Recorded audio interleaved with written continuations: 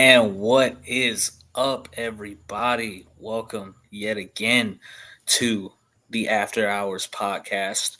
I'm your host, Eric Houston, joined by Knight Lucas, aka Dan, aka the Lore Master. What's up, bro? How you Nice. doing on How tonight? you feeling, man? I'm It's feeling good. funny. It's funny me calling me the lore master. The funny thing about it is that my two things that I know a lot about is Star Wars and DC. Mainly Batman, but still I know a lot about DC overall, but Yeah, I know the most about Batman, and I'd argue I know the most about Star Wars. So yeah, when it comes to everything else, you could say I'm knowledgeable in various franchises and just other topics in general, but yeah, I'd argue I know more about Batman and Star Wars in particular than anything else I can, think of in yeah, my mind. Yeah, those are my yeah. top two. Yeah. I mean, all the more reason why I call you the Lore Master. And we're definitely going to get into that. Shout out to Evan. Evan won't be with us tonight, but he'll join us on the next one. Oh, that's So unfortunate. yeah, because tonight's going to be a good one, man. Tonight is the night where we really get into Evan's other big forte, which is DC. But before we get into that, tonight, of course, was the Acolyte episode 7, not 6, because I put that on the thumbnail. It was a mistake. 7. Tonight was episode 7 of the Acolyte. And so just checking the temperature and after watching it, I don't know if you've watched it yet, Dan. Um, but Nah, I I haven't, but I saw one of my friends sent me the tag with the clip, so I essentially know what happened. yeah, But go it's ahead. yeah, I mean tonight's episode was really there wasn't really much to it.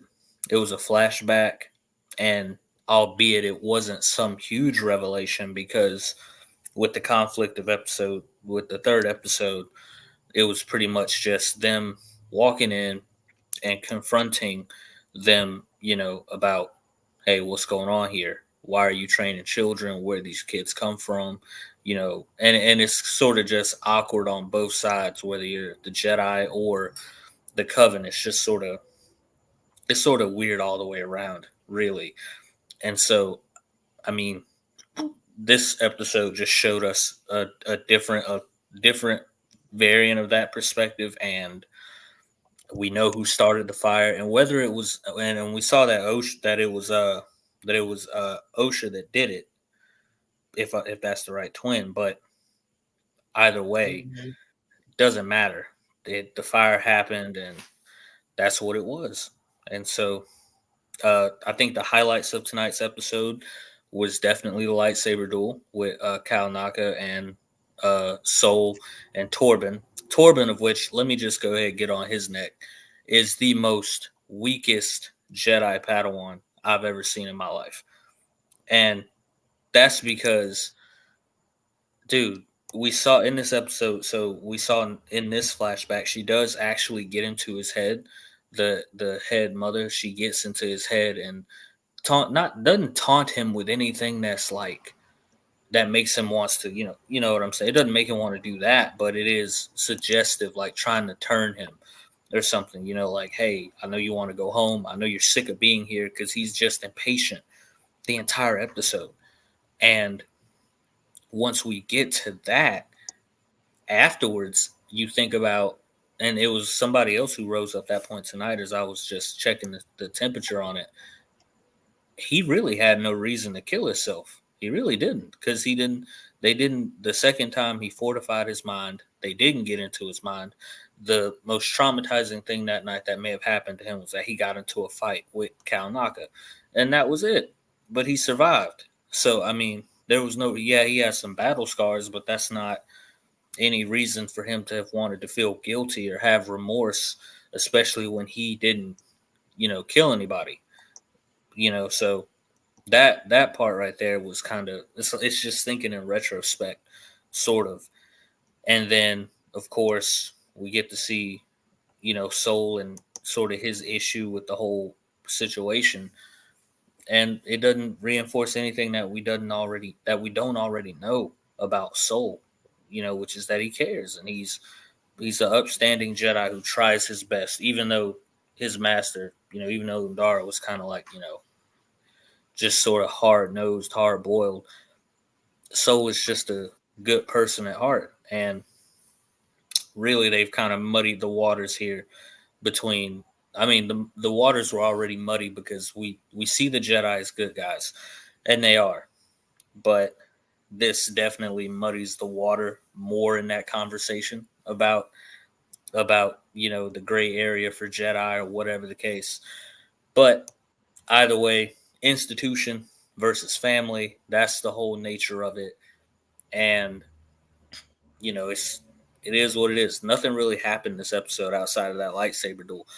But other than that, there was much ado about nothing. I think now, in all fairness, because I don't just want to sound like somebody who's just getting on the internet just to talk about nothing, even though I'm not actively working on anything like most people do.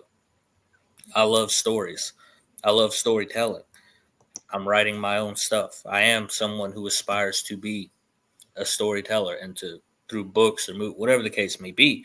But when you look at things, you can definitely tell when pacing is off, and the pacing for the Acolyte is all over the place. Dan, it's all over the place. The pacing is all. Every episode ends sort of on an awkward place where you don't think it should, but it does. And so the pacing of it is a bit awkward. And now we only have one episode left, and the mysteries surrounding what we really want to know have yet to be revealed in these small 30-minute or so episodes. So people are chomping at the bit. They said this would be a series about the Sith. They said this would be a series about, and about all this.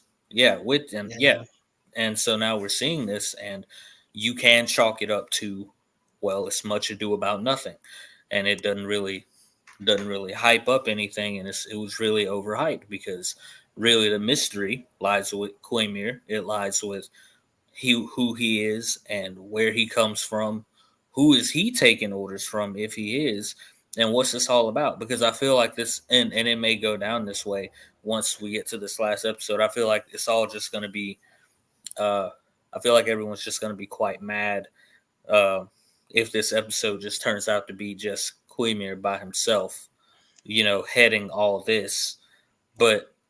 And then it's just this whole conflict between the twins, and that's how it ends. Whichever way it ends, whether he ends up getting killed or the twins go, everybody, and then we don't hear about this again until the Phantom Menace. I feel like this episode 8, this finale might not be what everyone wants it to be, and it's not going to live up to what people want it to be.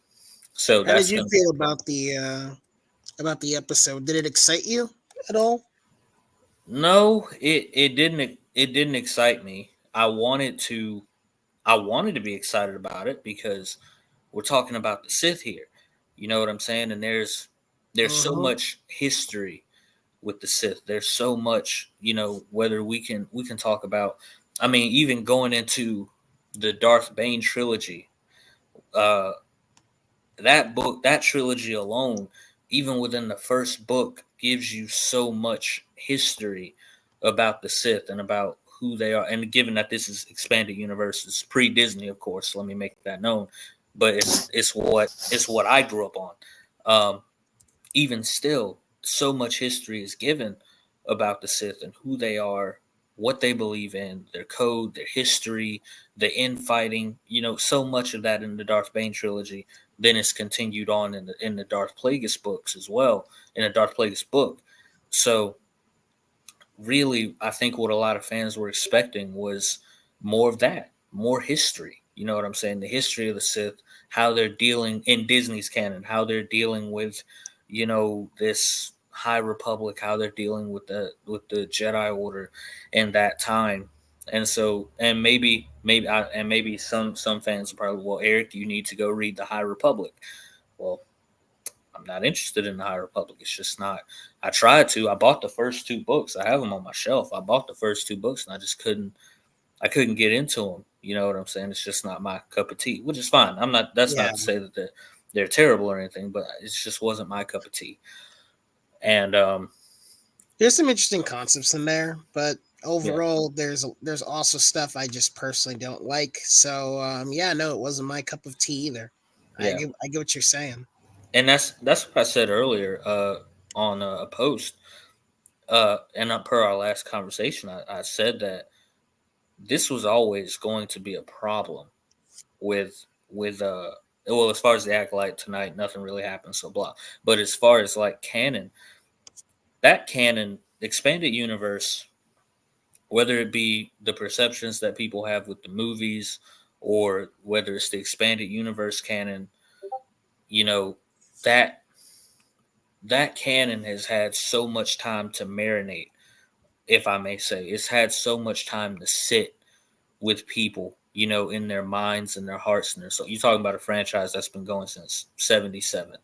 So many stories have been told in the expanded universe that have sat over time and marinated with the fans.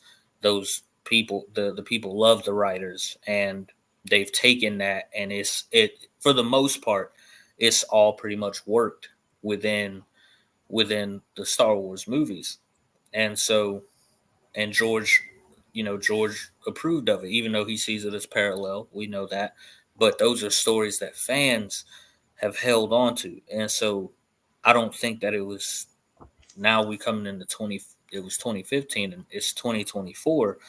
So that's just a tiny what decade or more so in a endless amount of years that people have had with this canon, and so to really uproot that and to take it in your own direction, at which Disney has done, was going to come with some problems. And the Acolyte is just another one of those examples where, that's just what's happened.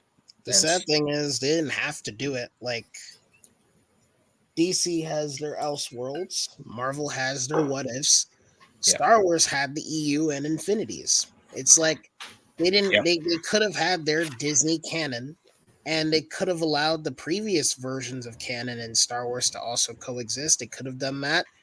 All sides of the fandom would be, I wouldn't say they'd be extremely happy, but they'd be more satisfied than they are now.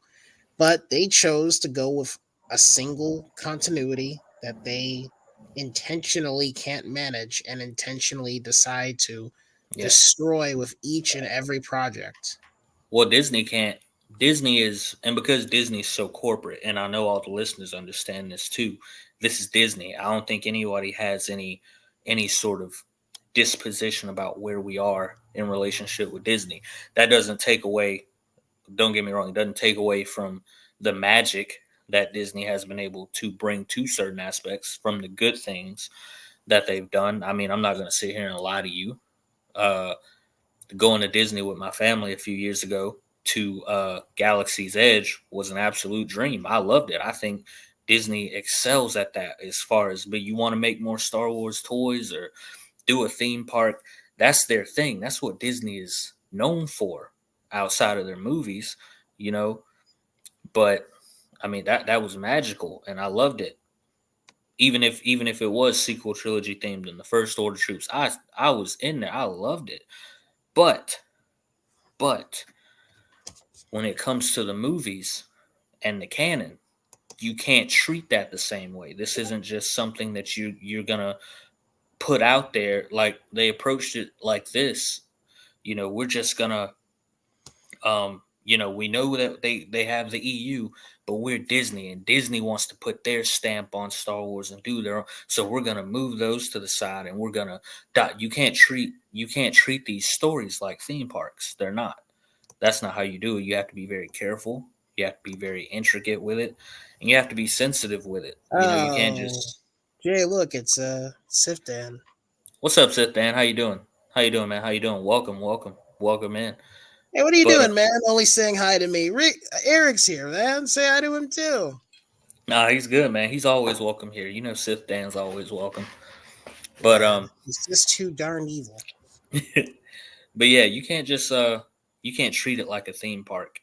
And so I think a lot of fans have felt that way, and that's why we're in the predicament that we're in now. And look, I'm not because I know we had enough of this yesterday talking about this, but it is worth it to note that because these like I stopped reading Heir to the Empire. I've read Heir to the Empire. I'm on Dark Force Rising. I think I stopped in the middle of it because I think I got a little burnt out on it. But I'm gonna pick it up and continue to read it just to get a glimpse of I mean it technically is that it's exactly what fans wanted, and I'm pretty sure they want it more now. But like you said, I think that would have been perfectly great.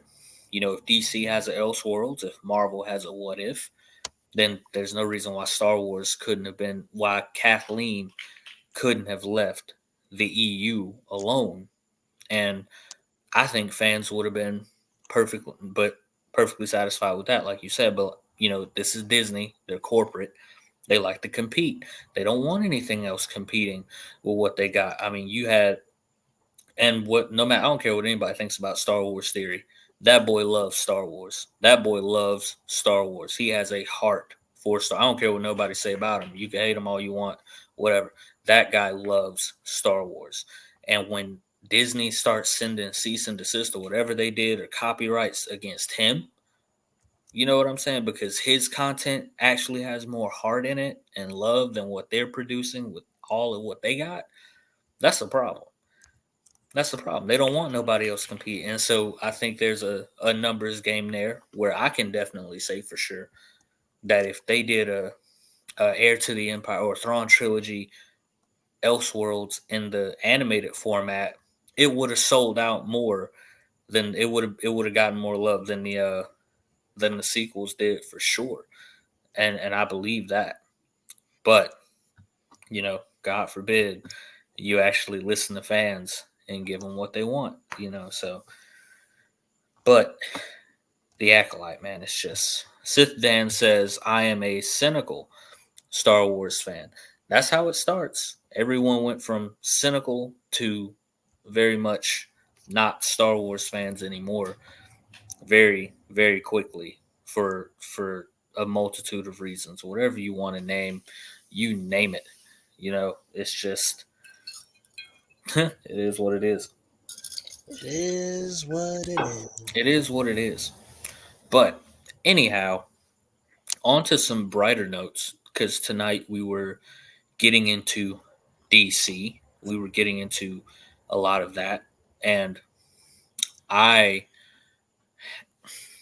I took a break from reading comics about probably 2014, 2015 or so, just to because there was so much going on with the movies, that we were just I feel like everyone was so entrapped in it. But I mean, as far as DC Comics goes, and that's why I played the Joker trailer during the pre-live because those are truly the stories I'm excited for. I'm excited for Joker Part Two, Folly of Do. I'm excited for the Batman Part Two, which has been postponed apparently till 2026. So, ow, Wow. ow, you can't make. I mean, I'll wait because I think the first Batman was so good. I thought I loved it, and so and Joker was just an absolute. The story was just absolutely perfect, and that was a theater experience that I'll never forget. So I think that that's worth waiting for. If just don't postpone Joker Volley Do. If you got to postpone Batman, fine. I'll wait for that perfection, but just don't do me like that. With Hmm. Joker. But Dan, who do you even love in D? What's your favorite DC character? I don't even. We talk so much about Star Wars. I don't even know what your favorite DC character is. Who is your favorite DC character? Oh, Batman, of course. Batman is my Batman. favorite DC character. Yeah. I Batman. think everyone has a favorite DC character. For me, it's Batman. Yeah. I think Sith Dan says I love the DC animated movie. I like them too. You're I love them good. too. Yeah. I think I'm probably gonna say Batman if I really had to say so, but I feel like the more I read Superman, because I just got done reading All Star Superman by, I believe it was Grant Morrison, if I'm not mistaken. That's a great book. That is a It, fantastic book. beautiful, beautiful. I loved All Star Superman. I thought it was fantastic. So I really have no quarrel with Superman because and that's where a lot of me and Evan's early conversations came from on this podcast because Batman v Superman and Man of Steel had such a certain Zach had a certain way of doing it in contrast to the comics. But after reading All Star Superman, James Gunn says he's taken influence from All Star Superman, and if that's the case, then I'm not mad. But I love All Star Superman. I love the whole his whole position. He's dying. He's he's got a whole laundry list of things that he has to get done before he goes.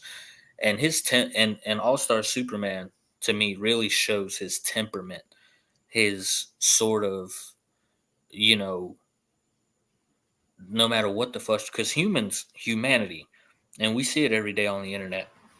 Humanity can be quite stupid and quite frustrating. And somehow, this alien who's raised among us, named Clark Kent or Kal El, has the patience to deal with the ridicule. He has the patience to deal with the everyday issues, people yelling at him, talking to him any kind of way. Lois playing in an All Star Superman, Lois is absolutely insufferable. I'm talking about, woman, you want to flirt and play games right now. This is not a game. You're lucky Clark's not like easily tempered and angered because like I would have been done with you from the get go. But I'm not Superman because you want to play games and go flirt with the gods and so and so. Flirt with death, throwing Yeah, yourself out. Yeah. like I bring you into my Yeah. world for 15 minutes, and this is how you know what I'm saying? Like, man, going on somewhere with all that. But Superman's patience and his willingness to just work with people really is what makes him that iconic character. It really is what puts him a step above, you know, the pedestal, when people want to idolize him and keep him in that perfect space because that's what he's supposed to represent, the symbol of hope that inspires people. And so for me, All Star Superman has just been absolutely, absolutely wonderful. Um, I also read this summer. I've I was still, of course, I reread Dark Knight Returns, which I love, but I ended up I'm on Nightfall right now, which I have to finish. I think I'm on like issue 5 or 6, but I still have to finish reading Nightfall. So that's where I'm at right now, just about with DC on the reading list. Those are some good runs to read. It's funny. Sifdan says he's a Batman Wonder Woman shipper. Oh, let me I am guess. too. Hey, Based I on based on the Unlimited cartoon, right? Yeah, that's where it's most prominent. I'm with it. Hey, I would definitely agree with Sith Dan. No, I like the sad thing, Jay and Sifdan, I'll address you both of this. As fun as I guess it is for fans to ship Batman, the as an ultra Batman fan, the ultimate reality is that Batman can't truly be shipped with anyone because Batman's story, no matter what, I can't say no matter what, but in most universes ends the same, alone. yeah, Batman lives for his mission, and that mission is never complete. So often, all the relationships he fosters usually fall apart or just decay into nothing because Batman has a will and dedication that's, I would say, unrealistic compared to every other character. Every other character he knows at some point they want to hang up the cape. Not Batman. As long as he's conscious and living, he has a mission to do. He is cursed with his mission, and because of that, there's a ton of female characters who he's had relationships with who have all moved on, and yeah, he's still doing what he's doing. So yeah, even Wonder Woman, a nigh omnipotent demigoddess, because yeah, she technically is one. Even yeah. she has her time, but not Batman. Batman will always be Batman. It's And sad but beautiful. it is sad, but it is beautiful too because, and I think that's why so many people resonate with Batman so much because he is the symbol of that isolated person. He is that symbol of, and even for me, like that's why Ben Affleck's Batman took such a imprint on me because he's this jaded figure who has been hurt, and he's just, and even in the comics, if we go to Dark Knight Returns, even after all the years he's fought crime, he has this sort of jaded mindset about him, and it keeps him in a lonely place. Like he can't be happy. He can't, you know what I'm saying? He can't fall in love, and it's just, and of course, I'm in a different place in my life now, being married with 3 kids, but even still, taking the Batman as the symbol of being strong and being disciplined in nature, which I would say he's probably the most disciplined character in all of comics. His lore is just unbeatable when it comes to that. The amount of times he's denied himself, the pleasure of a simple life, the amount of times he's refused to quit, his discipline, the way he's just nocturnal about everything. And so, you know what I'm saying? A lot of those things just play so much of a factor into why we love Batman and why he's one of the most iconic, if not the most iconic superhero of all time. It's also why I ended up loving the Batman. And I took to Pattinson's Batman as well.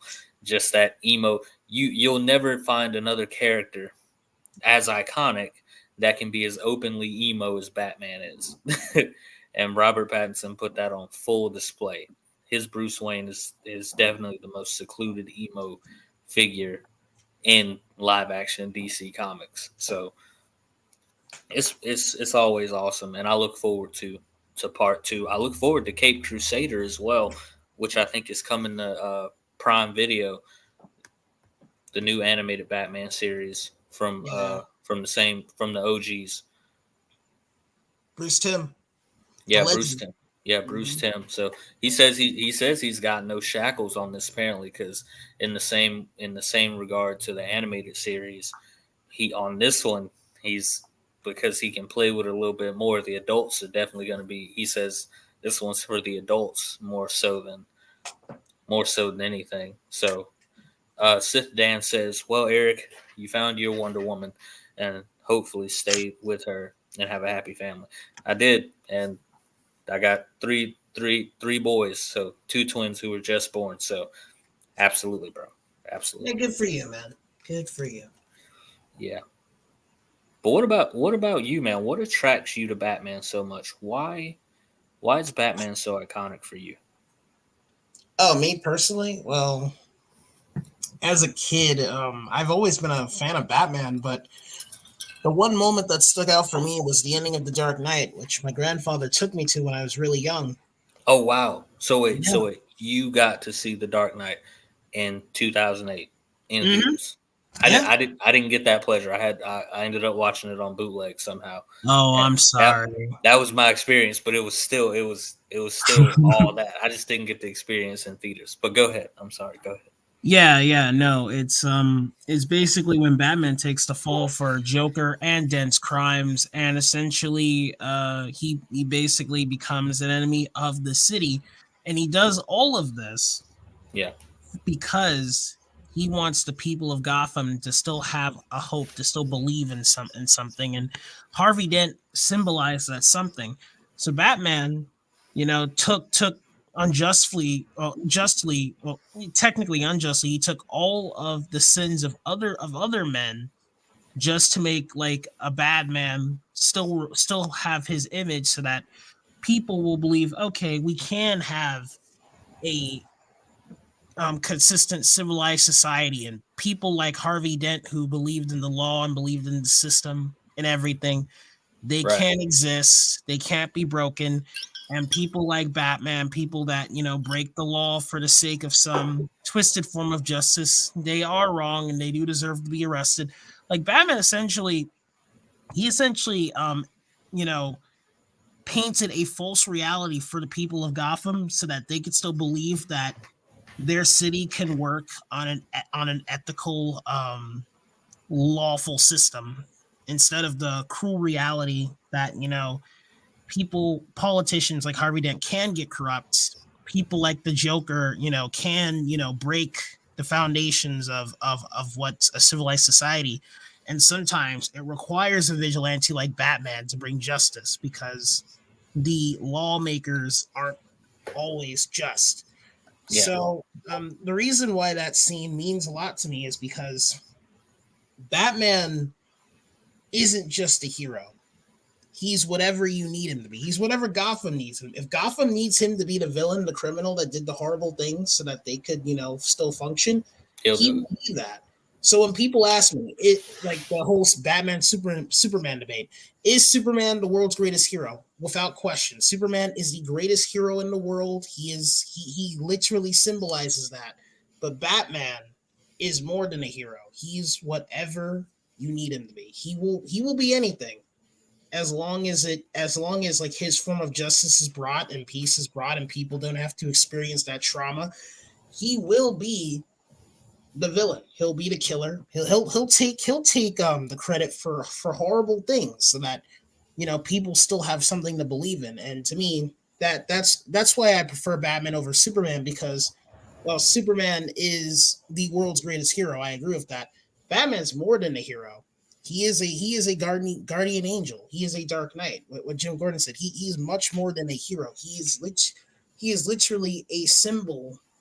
Yeah. Of should I say justice, order? All of those. All of it. Yeah. Yeah. No, Batman is just, as a character, fundamentally, like, this is true to Batman's character. Like, I don't know if you know about Batman and the Outsiders, but the government was having problems with the Justice League. And since the government was having problems with the Justice League, they were questioning whether they should trust the Justice League. So Batman essentially took the heat off the Justice League by leaving it and taking a band of heroes called the Outsiders.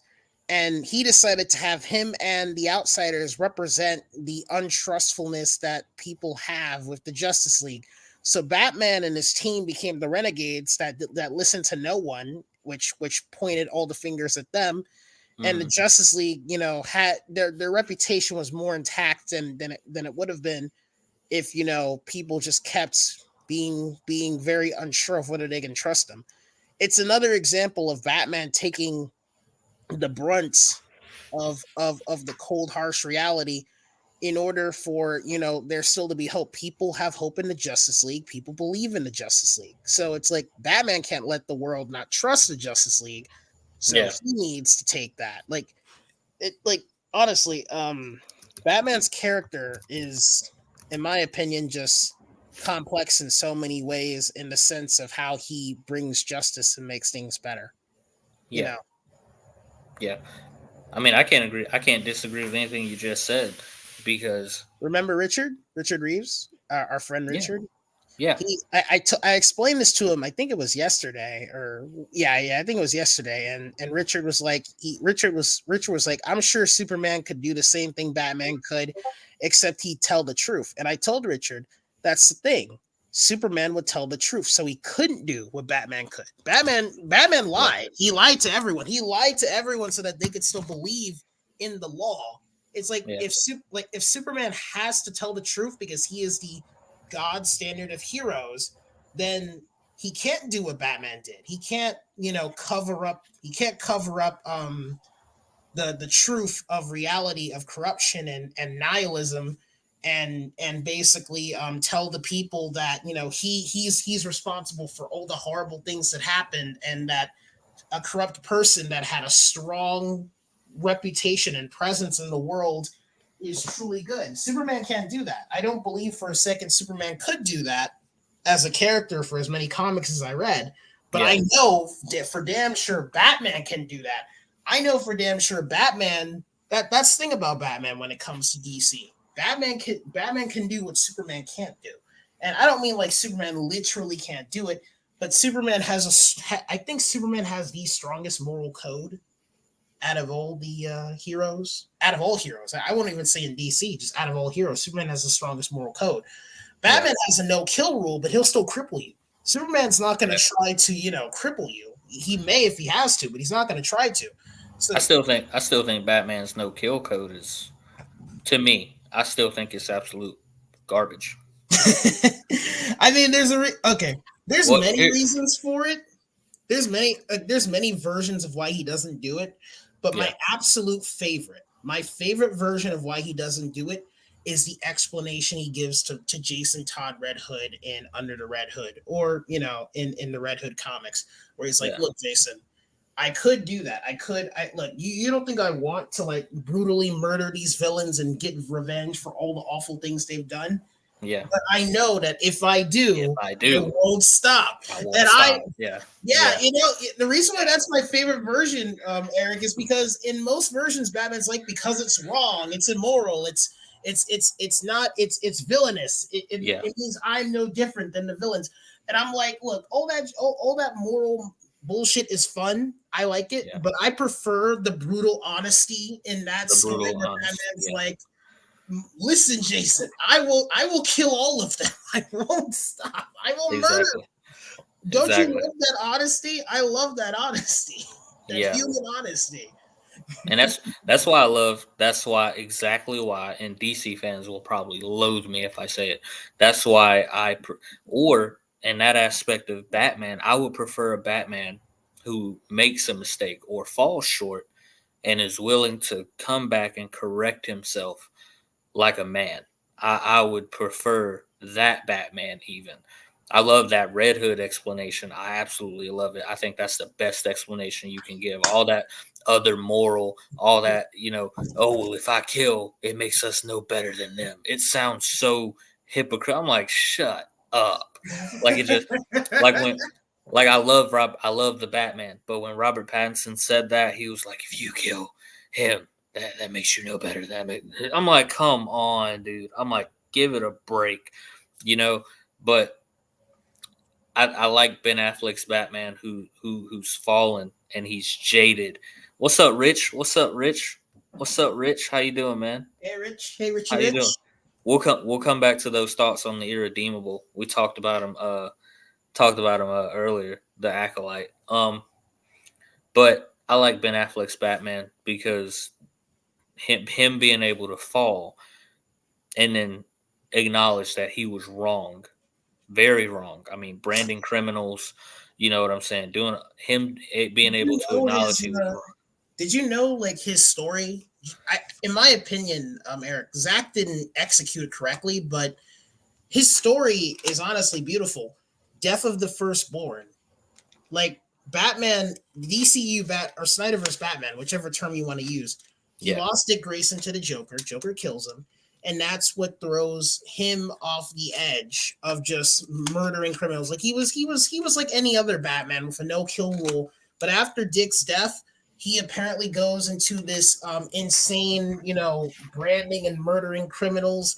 And he goes into this darkness. And Zack Snyder calls it the death of the firstborn. This is why Zack chose Dick Grayson to die specifically. Of course, Warner Brothers had to be annoying as fuck and fight Zach on the production, trying to force him on every single thing.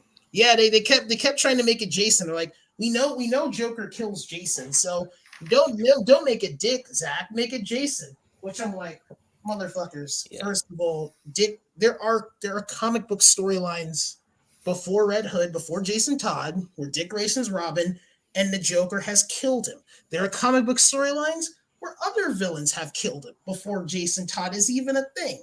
So I know it's an iconic, prominent moment in Batman lore, but we can have a world where Dick dies instead of Jason. We can have that. That can exist where the Joker kills him. I don't know why they kept fighting Zach on it being Jason instead. That was dumb, but whatever. Yeah, I mean that, and I have a whole 100-year history of podcast on that. Just Warner Brothers fighting Zach even before the movie came out, But I think that the important thing for Snyder was that he show why he did that, and he did, which a lot of people never give him credit for. You know what I'm saying? And me and Evan have talked about this. It's a vast difference between The Last Jedi's Luke and then Snyder's Batman, because Oh yeah, Snyder's once Batman. Like, okay, it's the same arc. It's a broken hero arc, but Snyder's Batman's way better than Jake Skywalker. 100%. Snyder's Batman had the balls to understand that he was wrong, Yeah. correct his mistake, immediately get back up and hop into action and go fix it. Luke said that he made a mistake, did not apologize for it, stayed there on the island even after Ray told him that he was wrong, and stayed on that island and died like a coward. You know what, Jay? At least when Batman went over the edge in the DCEU Snyderverse, he didn't sit on his ass and did nothing. At least in his head, it wasn't like, okay, I caused a problem. You know, Dick died because of me. The Joker got to him. He killed him. So because of that, I don't believe vigilantes and superheroes should exist. It's time for the superheroes to end.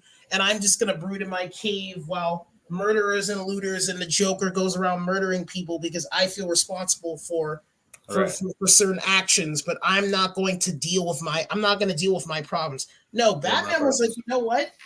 All right, Dick's dead. I have another solution. I'm going to start murdering all these motherfuckers or branding them. You know, like he went out there and he was still doing things. He was still Batman. Yeah, Luke did jack shit. He sat on a fucking island while his nephew, who he turned into a terrorist, went around murdering people, especially his friends and family, and then going on endless self-lectures to himself about why the Jedi need to end. It's like, I love this. This is my favorite excuse for some sequel fans. They're like, they try to excuse Luke from those actions, and I'm like, you do realize that the deaths of everyone in the Resistance and the deaths of countless lives, including those of the Hosnian Prime System and the New Republic, all that blood is on Luke's hands. You do understand that, right? Yeah, you do understand that, right? But they're like, no, it's not his fault, man. It's like, bro, come on, man. But but back on Batman, ZSJL immediately turned that corner after BVS and immediately went into full blown. And people because some people just hate Snyder. They never give him credit for ZSJL, and a lot of people don't. I love CSJL. I may have my issues with Snyder, but that is some of his best work yet, next to Watchmen and Gahul, the Owls movie. Absolutely, it's just people just, man. If people understood the meddling that was going on at Warner Brothers at that time, which I'm not getting into because that beef is past and gone, but if people understood the crap that was going on at Warner Brothers back then, it would be insane. But Batman, seeing Batman is always wanting to be accountable, and as long as Batman can be accountable for his mistakes, then that's a great Batman to me. And so, in whether it be the movies or whether it be the comics, you know, that's what I love about Batman. A Batman that can struggle and has struggles and fall short, but can pick himself back up again and get across the finish line is a great Batman to me, always. Oh, Jay, did you ever see Nightfall? The comic Nightfall. Did you ever read it? That's what I said earlier. I said I'm in the middle of reading it. I'm on like issue 5 or 6. Dude, I can't wait. I can't wait till you finish it. I can't wait. But what I mean, like the psychology is when it comes down to it, thing about Batman's no kill rule. The funny thing about Batman's no kill rule is that originally in the earliest of comics with Bob Kane and Bill Finger, the co-creators of Batman did kill in like the first, I think, first 2 or 3 issues. And in those comics, Batman's logic was, I won't kill unless necessary. So he wasn't bloodthirsty, but he did kill criminals if he thought there was no way out of that situation. Them. Yeah, exactly. Now the thing about Bill Finger and Warner Brothers, not Warner Brothers. The thing about Bill Finger and DC Comics is both Bill Finger and DC Comics preferred a noble hero that didn't kill and had an honor code and system, and also, DC wanted to be more safe with their comics in the The early Comics 40s. Code Authority, yeah. Yeah, Bob Kane, on the other hand, he wanted a masked Avenger that was murking people. That's why he wasn't happy about DC deciding to go with the no kill rule. Yeah. That's just a fun trivia about the no kill rule, where it comes from. It's due to Bill Finger and DC Comics. They both preferred it. Bob Kane didn't. And I don't know if you noticed, but in the 89 film, the Michael Keaton film, Batman does kill criminals. And Yeah. there's one thing you got to pay attention to. Yeah. Who's with Tim Burton? Who's with Tim Burton in front of the Batman script for that movie? Bob Kane. Yeah. The one that wanted Batman to be a masked Avenger that killed criminals. And I know you'll disagree with me on this, Eric, but I do prefer the Bill Finger Batman, the iconic one we all know and love, with the no kill rule, the honor code, the honor system, the hero and stuff. But I do like to explore versions of the character that do kill, versions of the character that don't have a stronger moral code. Yeah. And I love exploring various versions of Batman. And because of that, while I prefer the iconic version that we all know and love that we grew up with, I do like to explore versions of this character that will fall over the edge and will turn. And a good example of that is the 89 film. And the reason why I say that is because one thing you got to pay attention to, Batman doesn't actually start killing the criminals in 89 until he finds out that Joker murdered his parents. When he finds that out, then out of nowhere, he starts bombing these guys, shooting these guys, kicking these guys off tall buildings. Like before, he would just beat them up and incapacitate them. And even with Joker, he tried to save them. But when he found out that Joker was the one that murdered his parents, at least in this universe, he went over the edge and he started killing various criminals. And the interesting thing about that is I remember Tim Burton saying that his plans for Batman, if he continued the storyline with his movies, would see Batman get worse and worse and worse in terms of psychological depression and sadness. And Batman would have fallen off. It would have been a deconstruction storyline where Batman gets worse with each film. And that's why in Batman Returns, he's very miserable. And I honestly think that would have been very interesting to see, of course, I think so too. And I think people have to be very careful about their criticisms of Batman, because you can also come across as hypocritical. I saw people get so upset. And another Batman trivia for you is that what I didn't know was that prior to that, I think it was Bill Finger, if I'm not mistaken, who wasn't receiving film credits for his work on Batman. Not just film credits, no credits whatsoever. No credit whatsoever. The reality is more people than Bob Kane worked on making Batman, especially Bill Finger. Yeah. But Bob Kane took all the credit and he did the least amount of work on that character. Yeah. So I think exactly. And so when I watched that sort of behind the scenes snippet of BVS where Bill Finger was finally getting credited, I'm like, okay. In that aspect, I feel like now we can get a full representation of who Batman is from every aspect, whether it be the one who wants to keep his honor code or the one who is willing to go to a certain limit. And I think Keaton did a fantastic job with that. I think I've never seen anybody criticize Michael Keaton's Batman for killing. I've never seen it before in my life.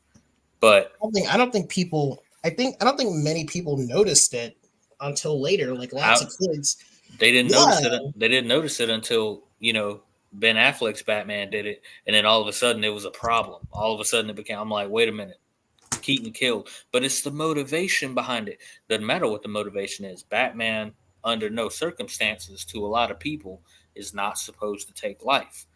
So your argument, the argument that they have, it never holds up. People, Zach compared Batfleck to Nolan Batman, and I had issues with that. Lots of Batman fans had issues with that. And a YouTuber named Bat Nick did a very interesting video where he compared Nolan Batman to Ben Affleck's Batman, sorry, Bale's Batman to Ben Affleck's Batman. And he pointed out how in the Nolan trilogy, Batman isn't trying to kill. He's purposely not trying to kill anyone. He's just trying to take down criminals. He's trying to take them down. And in some cases, criminals end up dying anyway in the middle of the battle. And that is actually true to the comics. Like there is a fight scene in the comics where a criminal has a machine gun. There's a bunch of criminals surrounding Batman. A criminal has a machine gun and he's firing in Batman's direction. And Batman like flips over another criminal in the way, and that guy gets hit by the bullets. It's like the guy with the machine gun was following Batman. He was trying to kill him, but due to Batman jumping in that direction, that guy got killed. So it's like even though Batman's not trying to kill people, and I'm talking about the traditional moral honor code one, even when that Batman's not trying to kill people, people will end up dying. And what Batnick pointed out was that that was the case for Bale's Batman or Nolan's Batman, that he wasn't trying to kill criminals, but they ended up dying in the middle of the battles. But Ben Affleck's Batman is intentionally killing criminals, like he's machine gunning the cars into nothing and blowing people up. And I thought that was beautiful to point it out. But the reason why I wasn't as harsh on Zack Snyder's Batman killing is because of the arc Zack had, that this was a Batman that broke due to Dick's death, and he was going to grow and come back from it. Do I think it was executed the best? No, but I still think it was a very interesting take on Batman. I feel that. I think that your point holds up very well, and I think that I think Batman as a character should be allowed some sort of grace, because that's the one thing I ran into the most when it came to Batman v Superman, like the criticism, the hate that a lot of people had. I'm like, does Batman not get any grace at all? Is he not allowed to fall short or make a mistake? And then when we get to ZSJL, he does a full 380. He's so optimistic. He's so Batman, and in that case, he's just, he's not as cynical as he used to be. He says we need Superman because without him, we're nothing and we can't succeed. And from the end of Batman v Superman going into ZSJL, he just has this total 360 experience where he really steps into who Batman really is as a character. And Snyder never gets enough credit for that. On the execution part, I'll disagree with you because I thought it was executed greatly, but due to factors beyond his and beyond fans' control, the DCU was just, it didn't get to go to its full extent of what it should have been. We should have had a Ben Affleck solo film. We should have had so much, but it was just an amalgamation of what could go wrong, did go wrong. So that's how it is. But I think that is 57 minutes at the hour. I got babies crying that need to be fed. So this was an absolutely amazing podcast. Dan? Yeah, no, I agree. It was an amazing podcast. We had a great time. I think we did. And hopefully we can do this again. I'd like to compare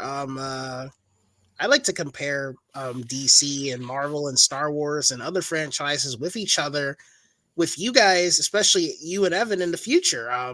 I recently watched Beverly Hills Cop Axel Foley, so I'd like to talk about the Beverly Hills Cop movies with you guys one day. I've never seen any of the Beverly Hills Cop movies. I'm guilty. Well, you better get on it, my friend. Those are really good. I think they're all on Netflix. I'll probably give them a watch tonight if I knew any better. I'll give them a watch. Oh, they got 1, 2, and the latest one on Netflix, but the Axel third one F. Axel F. Yeah, the third one you'll have to watch another way. But I could send you all that information if you want. Bet, DM me. DM you on Twitter, right? You'll look. Yeah. Richard says what? Don't crucify me, Richard. I'm sorry. Don't crucify me, please. I'm sorry. Oh man, dang! I got so much to introduce you to, my friend. It's gonna be fun. Absolutely. Well, you have a great time, Eric. It was awesome going over this with you. Thanks, man. Thanks. It was awesome tonight as well. I appreciate you for being on. Don't forget, everyone tuning in, to hit that like button, subscribe, follow the page here on X, here at J House, Instagram, or our YouTube channel. This podcast will be up and available wherever you get your podcast. So you guys have a great night. Shout out to everyone who tuned in, and I'll see you guys later. Later, guys. Later, guys.